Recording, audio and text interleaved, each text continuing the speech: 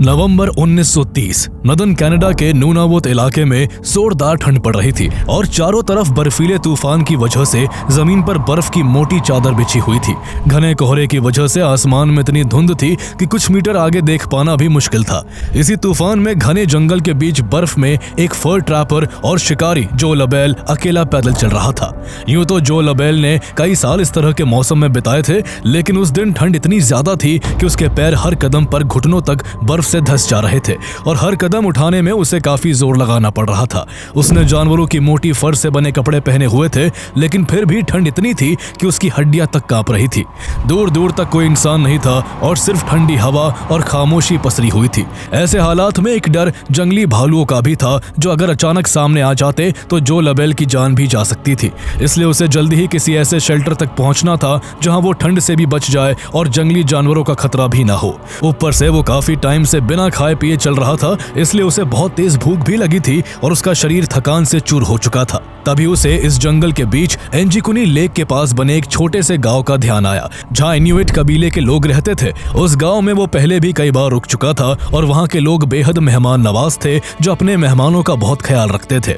अगर कोई शिकारी देर रात वहां पहुंचता तो वो उसे गर्मा गर्म खाना खिलाते, आग के पास बैठने की जगह देते और रात भर रुकने का इंतजाम करते। लेकिन उस गांव की पॉपुलेशन ज्यादा नहीं थी और वहां सिर्फ 25-30 लोग ही रहते थे, जो पत्थरों से बनी कुछ हट्स और जानवरों की खाल से बने टेंट्स में गुजारा करते थे। इस कबीले के रूट्स आर्कटिक के पुरानी एस्किमो ट्राइब से जुड़े थे और मुख्य रूप से वो हंटिंग और फिशिंग करते थे।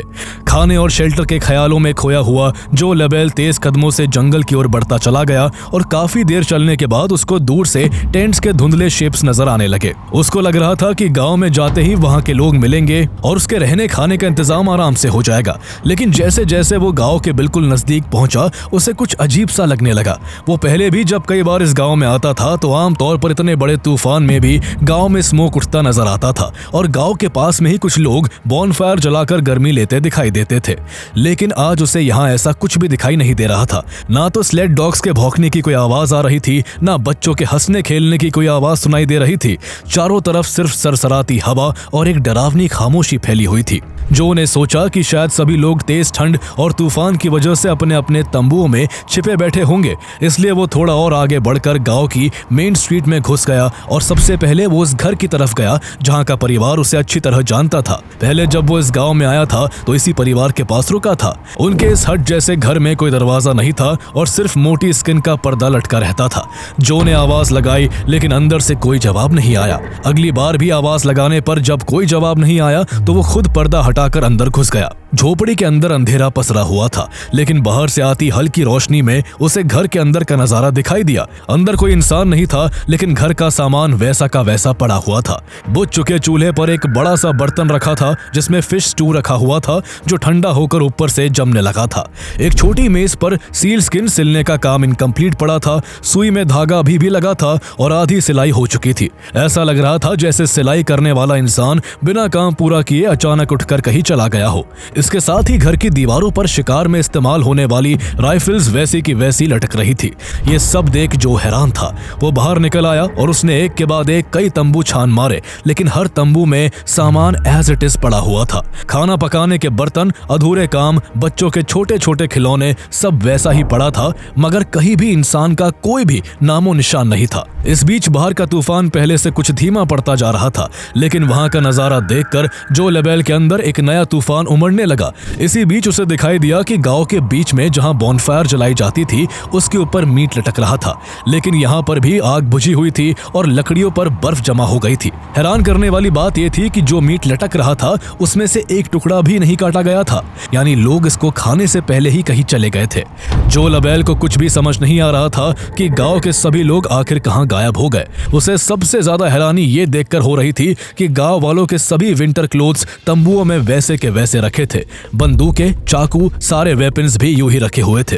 खाने का स्टॉक भरा हुआ था, यानी उनके पास इतना खाना था जो महीनों चल सकता था। फिर भी वो लोग कहां और क्यों चले गए, ये सवाल उसको अंदर से परेशान कर रहा था। वो बार बार कोई है आवाज लगाता, लेकिन हवा में केवल उसकी आवाज गूंजती और फिर एक गहरी खामोशी पसर जाती। डर के मारे वो वहां से भागा और लड़खड़ाते हुए झील के पथरीले किनारे तक पहुंच गया। किनारे पर सारी कश्तियां मौजूद थी, जिससे साफ था कि गांव वाले पानी के रास्ते कहीं नहीं गए थे। वापस पहाड़ी की ओर चढ़ते वक्त उसका पैर बर्फ के नीचे दबी किसी सख्त चीज से टकराया और वो मुंह के बल गिर पड़ा। हाथों से बर्फ हटाते ही उसे एक कुत्ते का जमा हुआ शरीर नजर आया।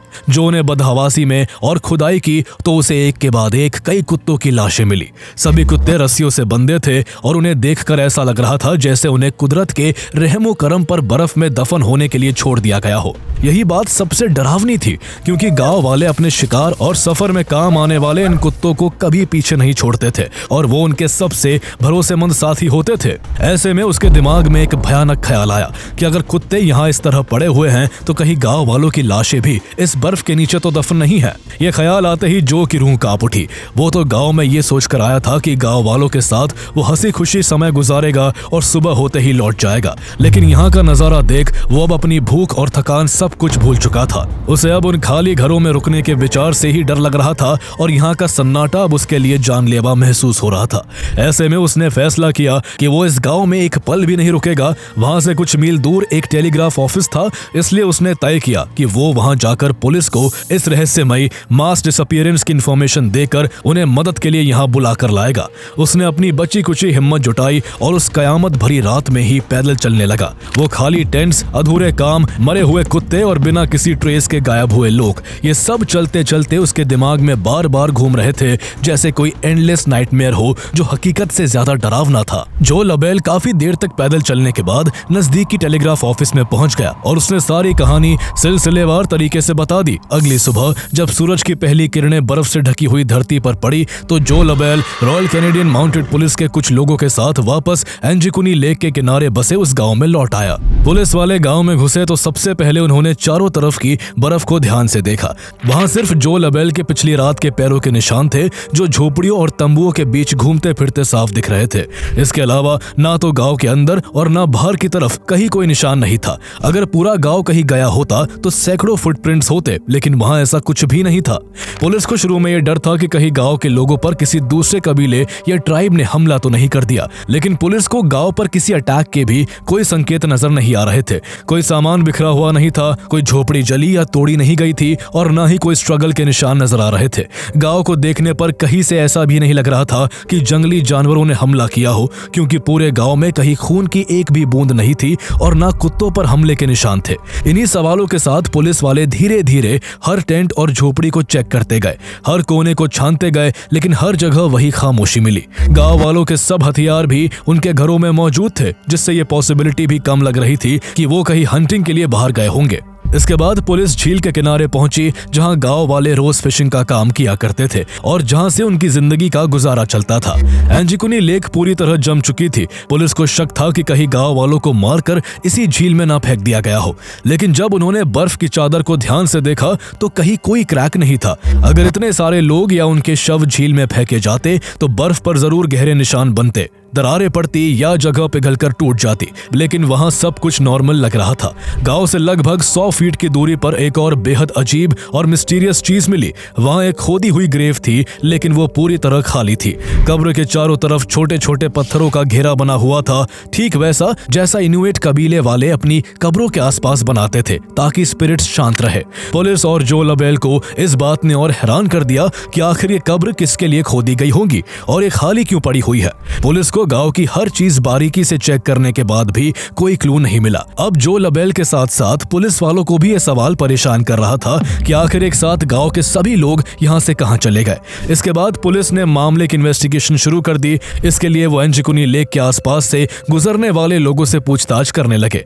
इसी दौरान पुलिस को लोकल हंटर्स आर्मन लॉरेंट और उनके 2 बेटे मिले। उन्होंने पूछताछ के दौरान पुलिस को जो बात बताई वो सुनकर पुलिस अधिकारियों के होश उड़ गए। उन्होंने बताया कि कुछ समय पहले उन्होंने एंजिकुनी लेक के आसपास आसमान में कुछ स्ट्रेंज लाइट्स देखी थी, जो कि एक वियर्ड शाइनिंग ऑब्जेक्ट से आ रही थी। वो ऑब्जेक्ट आसमान में उड़ते हुए बार बार अपना शेप बदल रहा था। वो कभी एक सिलेंडर की तरह दिखता तो पलक झपकते ही एक बुलेट जैसे नुकीले आकार में ट्रांसफॉर्म हो जाता। उन्होंने इस चमकती हुई चीज को जिस डायरेक्शन में देखा था वो डायरेक्शन एंजिकुनी लेक के किनारे बसे उस गांव की तरफ ही जाता था। हद तो तब हो गई जब इसके बाद जांच कर रहे पुलिस वालों ने भी एक बार खुद अपनी आंखों से एंजिकुनी लेक लेक के ऊपर आसमान में रहस्यमयी चमकती हुई रोशनियां देखी। वैसे तो उत्तरी कनाडा के आसमान में रोशनियां दिखना कोई बड़ी बात नहीं है। नदर्न लाइट्स यानी ऑरोरा बोरियालिस वहां का एक कॉमन और बेहद खूबसूरत नेचुरल फिनोमेना है, लेकिन उन अधिकारियों ने जो देखा वो उस नेचुरल फिनोमेना से कोसों दूर था। होराइजन पर चमकने वाली वो रोशनियां नीले रंग की थी और एक रिदम में पल्स कर रही थी। पुलिस को इन्वेस्टिगेशन करते हुए काफी समय बीत गया, लेकिन पुलिस ना तो उस चमकती हुई चीज के बारे में कुछ समझ पाई और न ही उसको इस घटना के अलावा दूसरा कोई पुख्ता सुराग हाथ लग सका। पुलिस को समझ नहीं आ रहा था कि आखिर गांव वालों के गायब होने के पीछे की हकीकत क्या है। पुलिस लंबे समय तक लोगों से पूछताछ करती रही, सुराग तलाशती रही, लेकिन वो लोग जितनी गहराई से जांच करते मामला उतना ही उलझ जाता। इस बीच एंजिकुनी विलेज के डिसअपियर होने की खबर रिपोर्टर्स को भी लग गई। मानितोबा के एक रिपोर्टर एमेट ई कैलेहर ने 29 नवंबर 1930 को पहली बार एक न्यूज़पेपर में एक आर्टिकल पब्लिश किया जिसमें जो लबेल की कहानी को बताया गया था। इसके बाद तो अचानक से छोटा सा गांव दुनिया भर की नजरों में आ गया।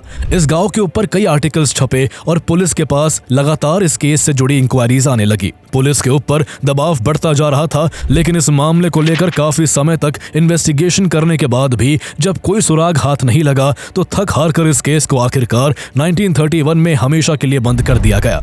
पुलिस की जांच के मुताबिक उन्हें गांव वालों के गायब होने का कोई कॉन्क्रीट एविडेंस नहीं मिला था। इसके साथ ही पुलिस ने रिपोर्टर एमेट ई कैलेहर और फर ट्रैपर जो लेबेल की कहानी को बाद में फैब्रिकेटेड स्टोरी भी करार दे दिया। लेकिन दुनिया को कभी ये बातें हजम नहीं हुई कि पहले पुलिस जब इस मामले की जांच कर रही थी तो अब आखिर इसे नकार क्यों रही थी। लोगों को लग रहा था कि पुलिस जरूर कोई बड़ा सच दुनिया से छिपाना चाहती है। ऐसे में समय के साथ इस केस को लेकर कई थ्योरीज जन्म लेने लगी। आसपास के दूसरे गांवों में रहने वाले लोग और इस इलाके में शिकार करने वाले हंटर्स एंजिकुनी विलेज के गायब होने के पीछे एक बेहद डरावना कारण बताते थे। उनके मुताबिक इस सुनसान और ठंडे इलाके में कुछ बुरी आत्माएं घूमती रहती हैं। पुरानी इनुइट फोकलोर में टोनगार्सुक जैसी आत्माओं का जिक्र मिलता है, जिनके बारे में कहा जाता है कि वो आर्कटिक इलाकों में रहती हैं और बिना कोई निशान छोड़े इंसानों को गायब कर देती हैं। एंजिकुनी लेक के पास से गुजरने वाले कई शिकारियों ने भी बताया कि उन्हें ऐसा महसूस हुआ जैसे कोई अदृश्य ताकत उनका पीछा कर रही हो। कुछ बुजुर्गों का मानना था कि ये कोई एंशिएंट कर्स भी हो सकता है और एंजिकुनी लेक खुद एक खतरनाक जगह है जहां नियम तोड़ने वालों को सजा मिलती है। हालांकि ये सारी बातें कल्चरल बिलीफ्स पर बेस थी, जिनका सच्चाई से वास्ता होने का कोई ठोस सबूत नहीं मिला। कुछ लोग इस रहस्यमयी घटना के पीछे एक दूसरी थ्योरी बताते हैं। उनके मुताबिक जो लेबेल ने ही पूरे गांव को मारकर उनके शवों को झील में फेंक दिया था। फिर उसने बर्फ जमने का इंतजार किया और बाद में पुलिस को सूचना देकर खुद को इनोसेंट दिखाया। शक इसलिए भी किया गया क्योंकि लेबेल खुद को एक्सपीरियंस हंटर बताता था, जबकि रिकॉर्ड्स के हिसाब से उसने 1930 से पहले हंटिंग लाइसेंस ही नहीं लिया था। लेकिन यह थ्योरी भी खोखली साबित हुई क्योंकि एक अकेला आदमी बिना किसी स्ट्रगल, बिना खून के निशान और बिना किसी आवाज के पूरे गांव को कैसे मार सकता था। अगर उसने सच में हत्या की होती तो वो पुलिस को बुलाने के बजाय चुपचाप गायब हो जाता। लेकिन इसके बावजूद ये थ्योरी जिंदा रही क्योंकि लोगों को लगता रहा कि वो कोई ऐसा राज जानता था जो उसने कभी बताया नहीं। इस घटना से एक मास माइग्रेशन या सीजनल रिलोकेशन की थ्योरी भी जुड़ी हुई है। इनुइट लोग सदियों से मौसम, हंटिंग और मछलियों की अवेलेबिलिटी के हिसाब से अपनी जगह बदलते रहते थे। इसलिए कुछ लोगों का मानना था कि एंजिकुनी का ये गांव एक टेम्पररी कैंप था जिसे वो छोड़कर कहीं और चले गए। लेकिन अगर ऐसा होता तो वो किसी दूसरे इलाके में दिखाई देते। इसके अलावा वो अपनी राइफल्स, कायाक्स और स्लेड डॉग्स को पीछे छोड़कर क्यों जाते। लेकिन यहाँ तो हालात ऐसे थे जैसे लोग सब कुछ अपने पीछे छोड़कर अचानक हवा में गायब हो गए हों। इसलिए ये थ्योरी भी उतनी दमदार नहीं लगती। इस केस में एक थ्योरी नेचुरल डिजास्टर से भी जुड़ी हुई है। इसके मुताबिक शायद किसी अचानक आए भयानक स्टॉर्म, लैंडस्लाइड या असहनीय ठंड ने गांव वालों को मार डाला या उन्हें भागने पर मजबूर कर दिया था। आर्कटिक इलाका बेहद खतरनाक होता है जहां मौसम पल भर में जानलेवा बन सकता है। यह भी अनुमान लगाए गए कि लोग शिकार के लिए एक साथ निकले होंगे और रास्ते में ही मारे गए होंगे। लेकिन इस थ्योरी में भी खामियां हैं। अगर ऐसा होता तो गर्मी के मौसम में बर्फ पिघलने के बाद शव जरूर मिलते। इसके अलावा इनुइट लोग अपने विंटर क्लोथ्स, वेपन्स और कुत्तों के बिना इतनी ठंड में बाहर जाने का जोखिम कभी नहीं लेते। इसके अलावा एक थ्योरी इस घटना को किसी दूसरे डायमेंशनल पोर्टल से जोड़ती है। इसके मुताबिक नॉर्थ पोल की मैग्नेटिक फोर्स के कारण गांव वाले किसी दूसरे डायमेंशन में चले गए होंगे। ये बात किसी साइंस फिक्शन कहानी जैसी लगती है और समय के साथ ऐसी कई थ्योरी सामने सामने आती रही हैं। लेकिन जिस थ्योरी ने लोगों की कल्पना को सबसे ज्यादा जकड़ लिया वो एलियन अबडक्शन की थ्योरी है। कहा जाता है कि किसी दूसरे ग्रह से आए जीवों ने पूरे गांव को एक साथ किडनैप कर लिया था। उस समय कई शिकारियों ने झील के ऊपर अजीब तरह से उड़ते हुए ऑब्जेक्ट्स देखे थे, जिनसे टिमटिमाती हुई रोशनियां निकल रही थी और जो अचानक तेज रफ्तार से आसमान में गायब हो जाती थी। कुछ लोगों ने रेडियो स्टेशंस पर ऐसे अनजाने सिग्नल सुनने की बात भी कही जो किसी भी जानी पहचानी ह्यूमन टेक्नोलॉजी से मेल नहीं खाते थे। पुलिस इन्वेस्टिगेशन के दौरान भी आसपास पल्सिंग लाइट्स देखे जाने के दावे किए गए, जिनसे ये शक और गहरा गया।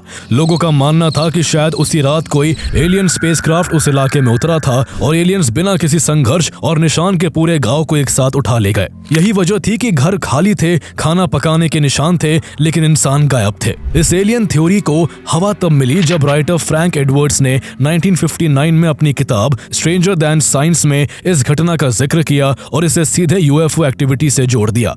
इसके बाद 1984 में पब्लिश हुई book the world's greatest UFO mysteries में भी एंजिकुनी विलेज की कहानी को एलियन से जोड़कर पेश किया गया।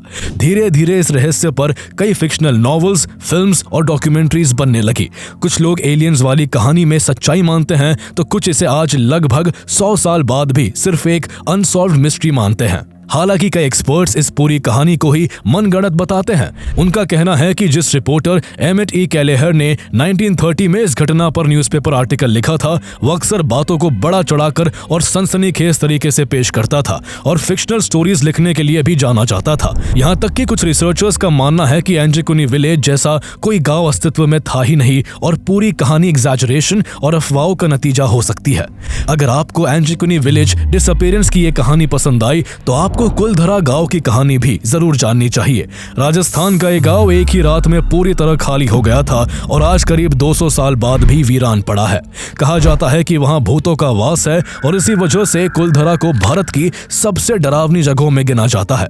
इस पूरी कहानी को आप हमारी पिछली वीडियोस में देख सकते हैं, जिसका लिंक आपको इस वीडियो के डिस्क्रिप्शन में मिल जाएगा।